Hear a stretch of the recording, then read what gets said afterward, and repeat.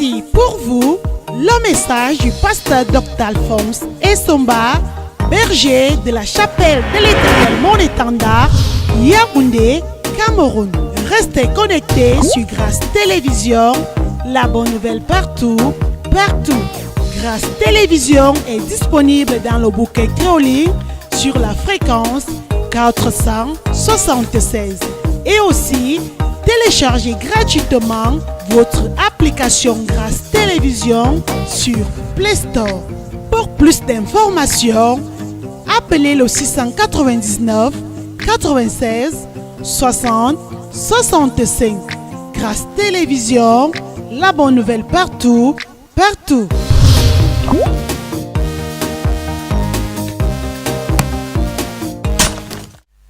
Le thème de notre séminaire, c'est l'excellence de sa grâce. Et le sous-thème 3 que nous allons aborder ce soir, c'est la grâce règne dans l'adoption. Je prie simplement que quelqu'un ouvre son cœur et reçoit des choses exceptionnelles.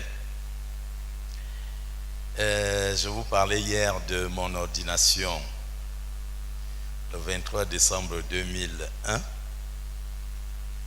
je vous parlais d'un cadeau que j'avais reçu de la femme de mon pasteur, et je dois vous dire que c'est cette femme qui a localisé en moi quelqu'un que Dieu allait utiliser contre ma propre résistance.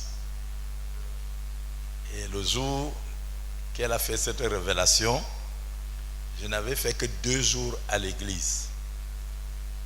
Et quand on dit 2 jours, ce n'est pas que je venais pour l'église, je venais pour que maman reste tranquille. Donc je ne venais pas pour autre chose que ça. C'est pour ça que je venais en babouche, en culotte.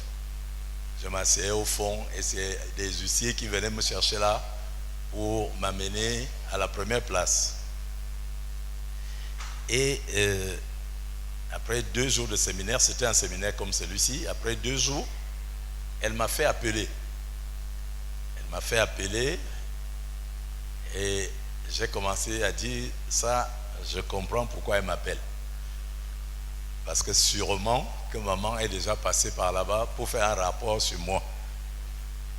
Mais ce qui était quand même curieux, c'est que maman elle-même n'était pas déjà ancienne dans ce ministère-là. Et donc le 3e jour, elle m'a fait appeler et j'ai commencé à attendre. Puis maman m'a vu assis là derrière, elle dit, mais attends, qu'est-ce qui se passe? J'ai dit, je ne sais pas ce que tu as dit à la femme du pasteur. Toujours est-il qu'elle est en train de m'appeler. Elle m'a demandé d'attendre. Et donc, à un moment donné, on m'a appelé, je suis entré dans son bureau. Elle m'a dit, bonjour, bonjour, mon frère, bonjour. Je vous vois au programme depuis un moment là. Et je voulais vous dire avec empressement que vous allez servir le Seigneur. Évidemment, vous pouvez comprendre ce qui pouvait se passer. J'ai commencé à rire. J'ai commencé à me moquer d'elle en réalité.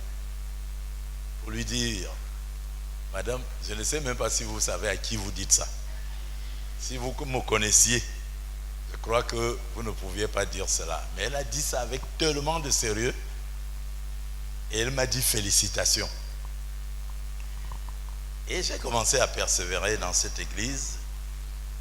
Et des années après,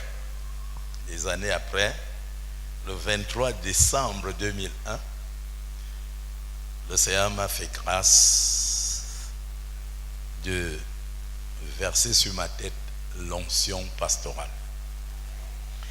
Et cette dame m'a fait cadeau. Ce cadeau, c'est elle qui m'a donné ça. Elle a mis From Your Mother. Elle a mis son nom. Et puis elle a écrit quelque chose. Je l'ai même vu seulement après. Je n'ai pas vu ça tout de suite. C'est quand j'ai exploité le livre que j'ai vu ça. Il dit, today is the beginning of your greatness. For you and your family.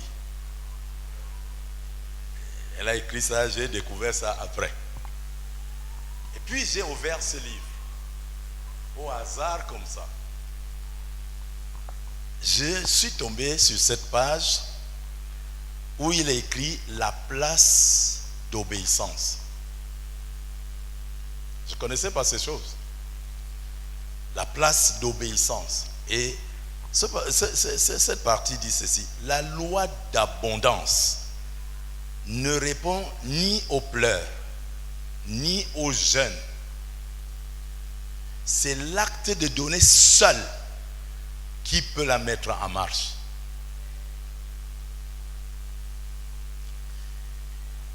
Il n'y a pas de raccourci. La prière ne peut pas ouvrir la porte de l'abondance. Chaque fois que Dieu parle de l'abondance, il fait référence à l'obéissance à ses commandements. Quand j'ai vu ça, ma vie a changé. Totalement. Et ce commentaire-là est suivi.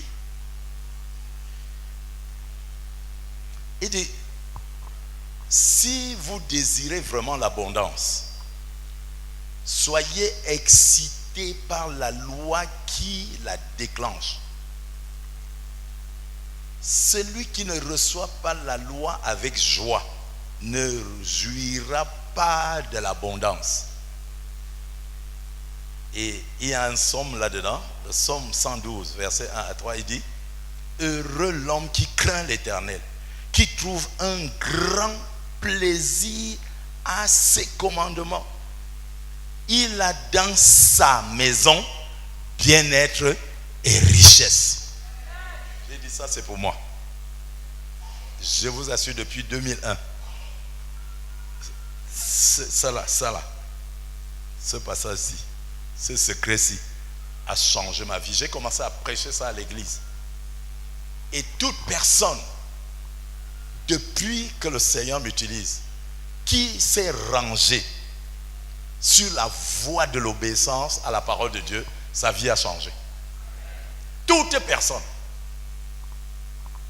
J'ai aussi su que cette parole était vraie.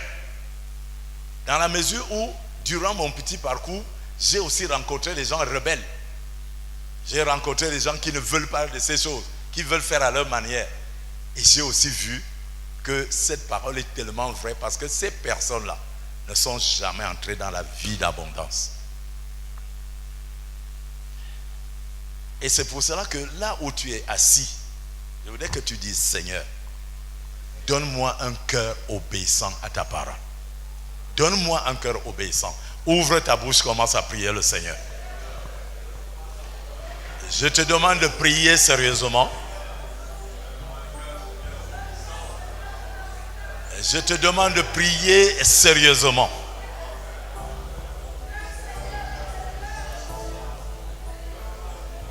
Donne-moi ce cœur qui obéit. Donne-moi ce cœur qui sait obéir. Donne-moi ce cœur-là. Ce cœur qui obéit à la parole de Dieu. Donne-moi ce cœur-là. Au nom de Jésus. Donc c'était une parenthèse pour dire, frères et sœurs, j'ai vu dans ma vie, j'ai vu dans la vie des frères et des sœurs, partant de cette église-là jusqu'à la chapelle de l'Éternel, chaque fois que quelqu'un s'est résolu à être obéissant à la parole de Dieu, cette personne est sortie de la pauvreté. Et je n'ai plus jamais cessé de prêcher cela, d'encourager les frères à entrer dans une vie. Vous savez, plus vous restez dans l'église, plus vous commencez à abandonner ce qui fait la force d'un enfant de Dieu. Plus vous restez longtemps à l'église, plus vous commencez à faire des choses comme vous pensez. Vous ne faites plus comme Dieu pense. Et c'est ça qui est la source de la pauvreté. J'ai prié le Seigneur, j'ai dit, Seigneur, jusqu'à ce que tu me rappelles, je veux vivre dans l'obéissance. Alléluia. Gloire à Jésus. Et je vous dis, frère, si vous prenez l'engagement, la résolution d'être obéissant à la parole de Dieu, je dis bien à la parole de Dieu, Si vous prenez cet engagement, je vous assure, vous allez oublier ce qu'on appelle la pauvreté. J'ai vu des choses. Il y a des gens qui ont dit des choses. Même les gens qui savent là où je travaille. Même les gens qui savent ce que je gagne. Même les gens, ils ont fabriqué des trucs. Mais ce qui m'a fabriqué, c'est ça. Voilà ce qui m'a fabriqué. Avant ça, je gagnais toujours de l'argent. Mais mon argent servait à d'autres choses. C'est comme si je travaillais pour le diable. Donc tout ce que je travaillais, ça repartait et j'allais prendre des dettes. Frère, ça là, ce secret-là, l'obéissance a transformé ma vie. Et c'est pour cela que je ne fais pas ce que tel fait. Je fais ce que Dieu m'enseigne. Et je ne ferai pas ce que tel fait. Je veux faire ce que Dieu m'enseigne. Si tu prends ça, ta vie va changer. Je parle sur le plan matériel, sur le plan spirituel. L'abondance n'est pas que des choses physiques. La richesse même, c'est-à-dire que Dieu te révèle un certain nombre de choses. Ça vient comme cela. Frères et sœurs, il m'arrive, c'est incroyable. C'est-à-dire, un seul verset, je peux prêcher par la grâce de Dieu sur un seul verset toute une année. Sans avoir à me répéter. Ça vient d'ici. L'obéissance. Alléluia. Donc je voulais vous dire cela, c'est des petits secrets personnels qui peuvent aussi aider d'autres personnes. L'orgueil va vous tuer. Le mépris va vous tuer. La négligence va vous tuer. Toutes ces choses sont des semences diaboliques. Quand vous les faites, ça vous donne peut-être à côté des hommes, ça vous donne quelque chose. Mais à côté de Dieu, c'est zéro. Dieu ne regarde qu'à l'obéissance. Vous pouvez gêner tous les jeunes qui sont dans la Bible et créer vos propres jeunes. Ça ne vous donnera pas l'abondance. Jamais de la vie. Mais dès que vous allez être obéissant, vous allez retrouver la position de Jésus parce qu'il s'est rendu obéissant. C'est pour cela qu'il est assis au trône. Ça ne se trouve pas ailleurs. Vous pouvez changer toutes les églises que vous voulez. Si vous n'êtes pas là, ce n'est pas le changement d'une église qui fait quelque chose à quelqu'un. Alléluia. Gloire à Jésus. Cela me permet de faire un pont. Ce soir, nous parlons de la grâce qui règne dans l'adoption. C'est d'abord quoi l'adoption? Sur le plan général, l'adoption, c'est un contrat entre deux personnes. Ce contrat, dès qu'il est établi, il crée des droits qui sont analogues aux droits d'un fils légitime ou d'un enfant légitime. Alléluia. Vous connaissez certainement, soit dans votre famille, soit quelque part, vous avez vu quelqu'un peut-être qui n'avait pas d'enfant et qui avait peut-être beaucoup de richesses ou qui a adopté un enfant. Vous voyez par exemple l'histoire des stars. Il y a des stars qui ont des milliards de francs, et parce que leur travail leur prend tellement de temps, ils n'ont pas le moyen de rester dans un foyer pour avoir un enfant, ainsi de suite. Et quelquefois, très souvent, ils vont en Inde, en Afrique, ils vont vraiment là où le cœur les dirige, et ils vont adopter un enfant là-bas. Une fois tu es adopté, ton statut devient comme celui d'un enfant légitime. Désemparé, découragé, dessus, ne sachant pas où mettre la tête, voici un numéro utile. Le 699 96 60 65. Pour tous vos besoins de prière et conseils individuels, avec le pasteur Dr Alphonse Essomba, la solution est assurée au travers des Saintes Écritures. Selon le psaume 107, verset 20, Dieu envoya sa parole et les guérit. Au nom de Jésus-Christ, soyez bénis. Quelqu'un peut dire Amen. Donc, c'est un contrat, l'adoption est un contrat, c'est également un acte par lequel on reçoit dans sa famille un étranger qui, une fois l'adoption conclue, cette personne commence à jouir de tous les droits de cette famille. Vous n'êtes pas né de cette famille. Mais une fois on vous adopte, une fois cet acte est signé, vous faites partie intégrante de cette famille. Alléluia. Vous pouvez être un Chinois, si un Camerounais vous adopte, vous devenez Camerounais de cette famille. Si vous êtes Vofouda, il devient Vofouda. Quelqu'un peut dire Amen. C'est ça l'adoption. C'est quelque chose de terrible. C'est-à-dire, qui vous prend? Vous n'étiez pas concerné par quelque chose. Il n'y avait rien, aucun lien. Mais une fois l'adoption est signée, automatiquement, j'ai dit automatiquement, vous devenez membre de la famille. Même si les gens à côté disent que on t'a pris au bord de la route, même si on bavarde, même si on te critique, c'est-à-dire, je vois souvent des choses, quand les familles se réunissent, après on dit, c'est lui la naissance, on l'a amené en main comme ça. Même si on t'a amené en main comme ça, dès que tu es adopté, tu fais partie de la famille. Quelqu'un peut dire Amen.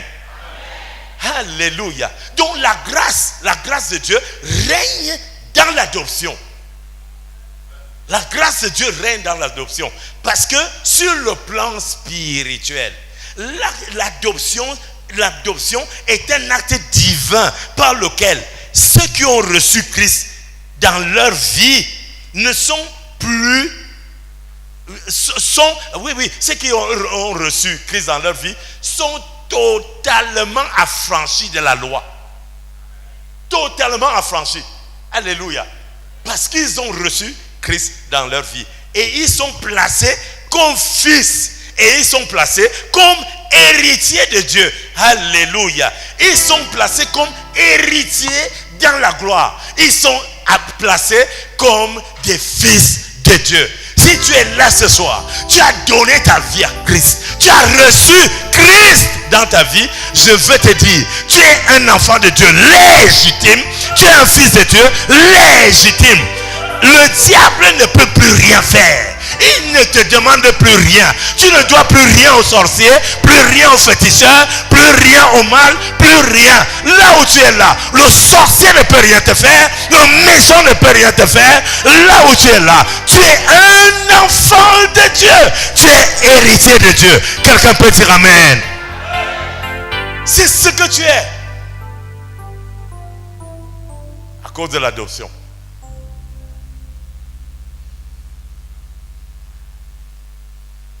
Je prie que quelqu'un puisse se saisir de cela.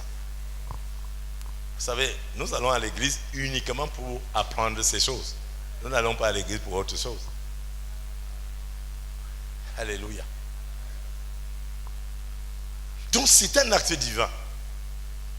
Le jour où tu as confessé le Christ, pour dire Seigneur, je t'accepte dans ma vie, comme mon Seigneur et comme mon Sauveur, le jour-là, ce jour-là, quelque chose de spécial s'est produit. Romains au chapitre 8. Quelqu'un sortira de ce lieu ce soir étant totalement libéré. J'ai dit quelqu'un qui suit cet évangile quelque part, après avoir entendu cela, ta vie va complètement changer. Ah, si quelqu'un peut dire Amen, qui dise Amen.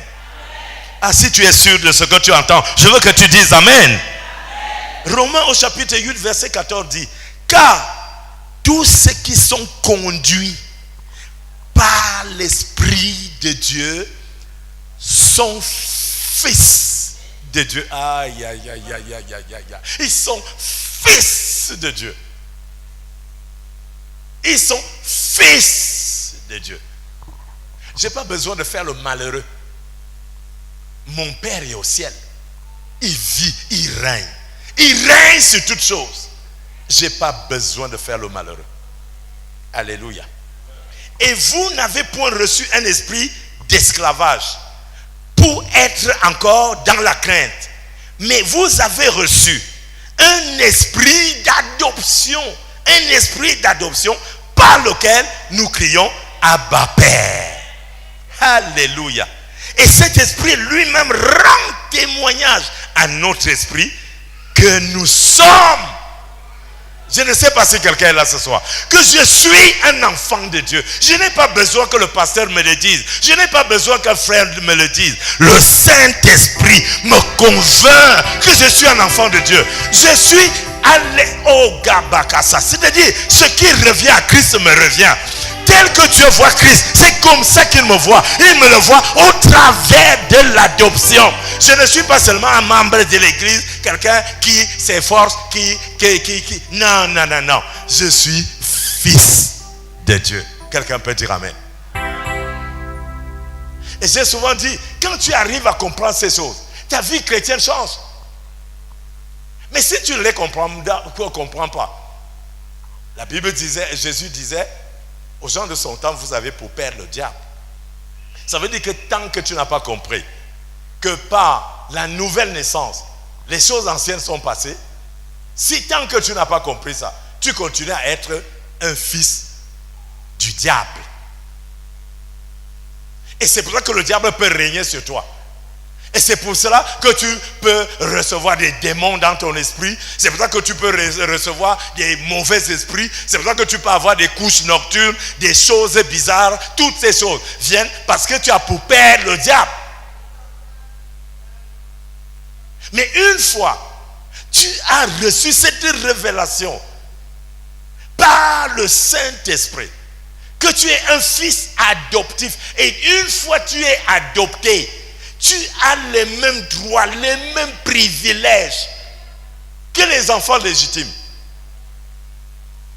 Je vous dis, dans votre famille, si votre père va adopter un enfant, allez devant n'importe quel tribunal. S'il y a un héritage, cet héritage vous revient tous de droit. Vous ne pouvez pas dire qu'il a été adopté. Mais il a été adopté, ça veut dire qu'il a été introduit dans votre famille. C'est ce que cela veut dire. Donc le diable ne peut pas me dire que, oh, ceci est son bas, ceci, cela. Tu ne peux pas me dire ça. Parce que je ne t'appartiens plus. Je n'ai plus rien avec toi. J'ai été adopté dans la maison de Dieu, dans le royaume de Dieu. J'appartiens à Dieu. Dieu est mon Père. Jésus-Christ est mon frère. Je suis héritier et co-héritier de Christ. Si quelqu'un croit à ça, qu'il dise amen. Frère, si tu ne connais pas ça, c'est très mauvais. On va continuer à te malmener à l'église. Vous savez, l'église est devenue aujourd'hui comme un lieu où on vient humilier les gens. Et c'est parce que nous sommes dans les derniers temps. Qui vous a dit que par l'humiliation, vous pouvez devenir quelque chose? Je ne parle pas de quelque chose qui vient de Dieu. Une humiliation. Frère, je vous en prie, si vous avez un brin de dignité, n'acceptez plus ces choses. Acceptez ce que Dieu a fait de vous. Dieu ne nous a pas d'abord giflé, il ne nous a pas d'abord traîné dans la boue avant que nous ne puissions. Il a seulement dit, si tu confesses de ta bouche que Jésus-Christ est le Fils de Dieu, si tu crois en cela dans ton cœur, il dit, tu seras sauvé. Tu seras sauvé. Le jour où tu confesses le Christ, tu es un enfant de Dieu. Tu es né de Dieu. Alléluia, alléluia. Tu es né de Dieu et ta vie n'est plus la même. Ta prière doit changer. Ta façon d'aller à l'église doit changer. Ta façon de servir Dieu doit changer. Parce que tu ne sers plus comme un étranger qu'on va dépanner. Un étranger à qui on aura un peu pitié. Non. Tu es un enfant légitime. Dieu t'appelle mon enfant. Mon fils.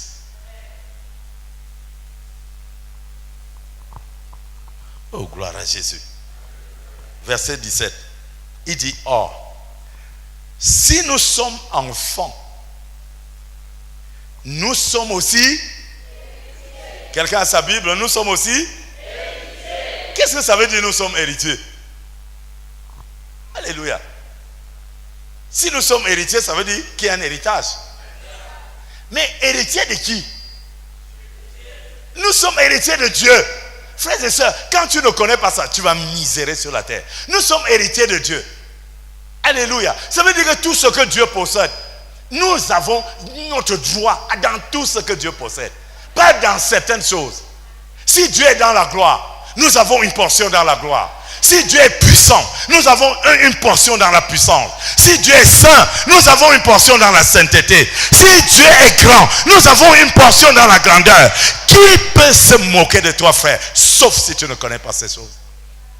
Frère, c'est pour cela qu'à ce moment-là, quand un homme parle, je ne sais pas ce que tu peux dire sur moi.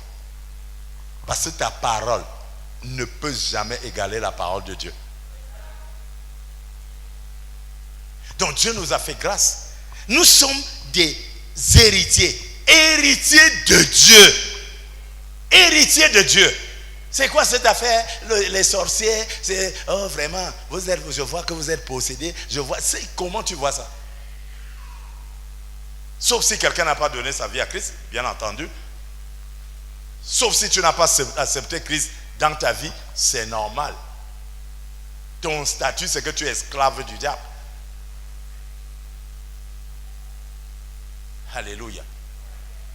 Et je dis, le commencement de la paix d'un enfant de Dieu, c'est ici. Le commencement de la guérison, c'est ici. Le commencement de la délivrance, c'est ici. Il y a des choses que tu portes, justement parce que tu ne sais pas que, étant un fils adoptif de Dieu, ces choses n'ont aucun, ça ne fait pas partie de l'héritage. Dieu ne nous a pas donné la maladie en héritage. Dieu ne nous a pas donné la pauvreté en héritage. Quelqu'un peut dire amen. Vous avez vu dans quel passage où la Bible dit que Dieu nous a donné la maladie? Vous avez vu où Dieu nous a donné la sorcellerie? Vous avez vu où Dieu nous a donné la pauvreté, la misère? Vous avez vu ça où? La Bible dit, toute grâce excellente et tout don parfait descendent d'en haut. Les choses qui viennent de Dieu, ce sont des bonnes choses. Et la Bible dit, toi et moi, nous sommes des héritiers des bonnes choses. Mais tu ne peux pas réclamer quelque chose que tu ne connais pas. Si tu dis, ah, ça c'est la famille de tel. Donc, puisque tu n'as aucun lien de filiation avec cette famille, tu regardes ça à distance. Mais une fois tu sais que Dieu t'a adopté, que tu es un fils adoptif, si tu le sais, sauf si tu ne le sais pas, si tu ne le sais pas, va faire la figuration à l'église. Va se jouer au figurant à l'église. Va montrer comment tu entres et comment tu peux sortir. Va montrer comment tu peux te rebeller. Va montrer tout ça. Mais quelqu'un qui connaît son statut, il est stable. Parce qu'il sait ce qu'il a. Frère, si tu savais que tu es né de Dieu, que ton père s'appelle Dieu le Père, si tu le savais, ta vie aurait changé depuis très longtemps. Mais voici, tu ne le sais pas. La preuve, dès que tu sors là, il suffit que quelqu'un te dise, même le jour du 8 mars, même le 8 mars, on va à l'église. Le 8 mars, on va où? Boire les alcools, se pavaner, faire tout ça. Demain, ce sera le 9 mars. Donc, toute ta joie, c'est seulement un jour. Dans l'année, un jour. Et les 365 jours, tu fais comment? La misère. Mais les choses, frère, quand tu es un fils adoptif, c'est 365 jours. C'est 366 jours. 24 heures sur 24. Minute par minute. Frère, aucune minute ne t'enlève comme un enfant de Dieu. Chaque seconde, fais de toi un enfant de Dieu. Chaque heure, chaque minute, chaque jour, chaque année. Oh, gloire à Dieu. Oh, frères et sœurs, comment ta vie ne va pas changer? Nous espérons que cette prédication vous a édifié. Restez connectés sur Grâce Télévision, la bonne nouvelle partout, partout. Grâce Télévision est disponible dans le bouquet créoline sur la fréquence 476 et aussi téléchargez gratuitement votre application Grâce Télévision sur Play Store. Pour plus d'informations, appelez le 699 96 60 65. Grâce Télévision, la bonne nouvelle partout, partout.